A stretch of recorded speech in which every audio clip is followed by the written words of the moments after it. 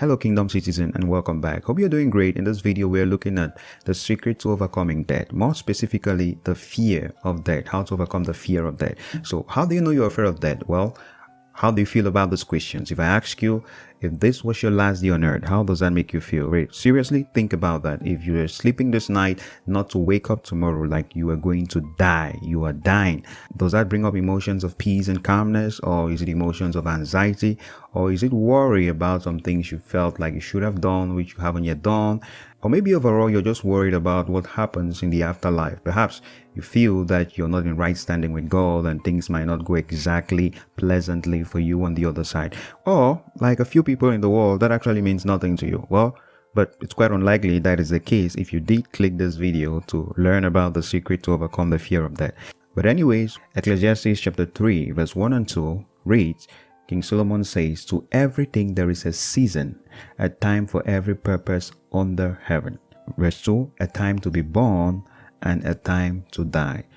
Now those scriptures look very simple if you just look at the surface, but deep down they are very profound and critical in you living an excellent life on earth where you actually overcome the fear of death and also overcome death as a whole. So note verse 1, there is a time for every purpose under heaven. So he goes on to now explain the different purposes. So verse 2 tells us a time to be born and a time to die.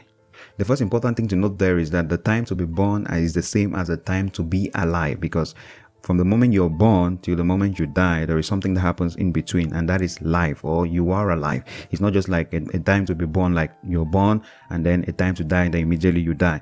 You know, when you're born, there is a time lapse, generally life expectancy, that's what we call it, where you live before you actually die. So technically the scripture reads, there is a time to be born and live, and then a time to die. So then if everything has its time, then why are we afraid of the time to die? Well, to understand that, it's very simple if you think about this illustration. So imagine you go to a buffet with some friends and you have exactly 30 minutes to eat as much as you want. As a matter of fact, there are all kinds of delicacies. Just think about your best dishes and all of that. They are in this buffet and you have just 30 minutes. And then your friend gets in there, and before they try to eat, they realize that there is a new game console there with the latest game that just came out. And then they immediately get distracted, and then they go to this game and they start playing and playing and playing and playing. And then they only realize when the alarm rings that it's 1 minute left. And then they come back and they, oh, no. I need to eat as much as I can. And then the clock is ticking and the timer is dropping, teet, and making that terrifying sound. And then the waiters are already there to pick you all out when the time and the clock kicks off, and he's panicking like, no, I don't want to leave now. It's not yet time for me to leave. Don't bring the time for me to leave now, and I've not yet eaten. That right there is an exact depiction of human life experience and why we're actually afraid of death or the time to die. Now notice, not everyone will be crying that no, let's keep the time of leaving the buffet away. Let's stay in the time of eating the buffet. And you guessed it, that's right. Those who were focused, eating and having fun for all those 29 minutes, don't panic at the last minute that they are supposed to leave the buffet. Because when it was time to be in the buffet and eat the buffet, they did be in the buffet and eat the buffet. It's only those who misuse the time of being in the buffet and eating the buffet have a problem with the time of leaving the buffet. So you understand that the only people who are afraid of the time to die are those who fail to leave during the time to leave. Then what were they doing if they were not leaving during the time to leave? So if right now you are afraid of the time to die, like keep thinking, okay, someday will be my time to die and I'm afraid of that time, it means that today, which is probably your time to leave, we don't know, the time to die could also be today, but at least for now it's the time to leave. Are you leaving? Because if you're not leaving, just like the person at the buffet, then you're not going to be happy when the time to die comes. Let's listen in to an example of someone who actually lived when it was time to leave. 2 Timothy 4 verse 7 to 8, Apostle Paul saying, "I have fought a good fight, I have finished my course, I have kept the faith. Henceforth there is laid up for me a crown of righteousness, which the Lord the righteous judge shall give me at that day. And not to me only, but unto all them also that love his appearing."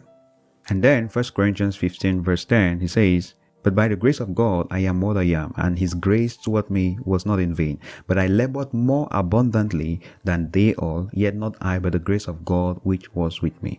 So over and over again we hear this person saying that they lived hard, they worked hard, they gave it their best, they finished their course, they kept the faith, and now they are happy to die. How happy is he to die? As a matter of fact, not just that he's happy to die, he says, now I have conquered death because I have lived effectively on the time to live.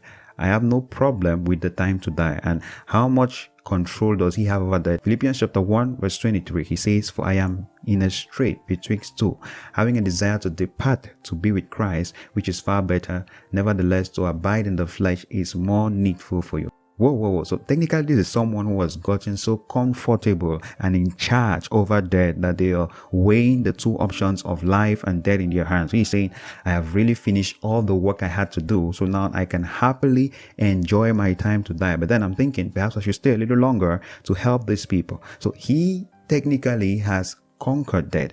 Jesus on the cross, before he died, he said, it is finished, which means what? He has finished whatever he came to do, meaning he has lived in his time to live, and now the time to die, he is happy to die in his time to die. So the question and what you should be taking from this video right now is, are you living? If this is your time to live, are you living? Are you alive, or you're just sleepwalking through life? Are you actually pursuing goals and dreams and purposes that are bigger than you? Are you walking in God's plan and vision for you? Are you in the right standing and righteousness and right relationship with him? That is the essence of living, because when it's the time to live, in other words, the time to be born and to live, if you indeed are born, you're born, and if you indeed live, then you're going to have no problem with the time to die.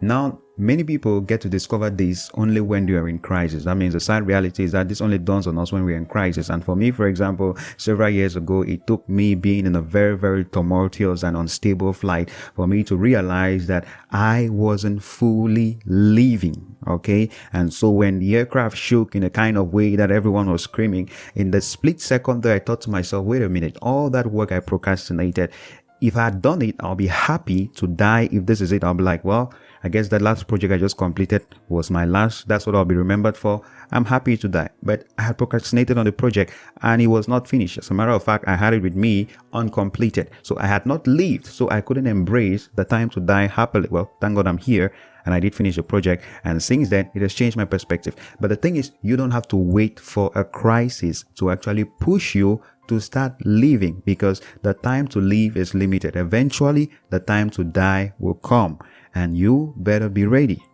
So in summary, people who are actually living in their time to live in God's purposes for their lives are not afraid of the time to die. Because like the buffet, if you really spend the eating time eating and eating and eating, when it's time to leave, you'll be technically full that you won't find any reason to resist. At that point, the only thing that will be in your mind will be, well, it's been a great day and I think I just need to go and rest and digest. And that is pretty much it for everyone. So are you living? Are you making the most of your time to be born and alive? Because sooner or later, well, we may say we hope it's later, but it doesn't really matter, because whether you die today or you die later in 100 years, there really isn't any difference. What really matters is, are you living? You may just be existing, but you're not living, and you could exist for 200 years. It doesn't mean you're living, and then you'll still be afraid of that because you haven't gotten things right. So this is your opportunity. Don't wait for any crisis. Make the decision now to wake up and start living, because this is the time to live, bearing in mind that soon the time to die will be here. Please, if you enjoyed the video, give it a thumbs up and let me know what you think about this in the comments below. A big shout out to our patrons for helping us create content like this. We are so grateful. You too can support this channel. The link is down below. And until the next video, stay blessed.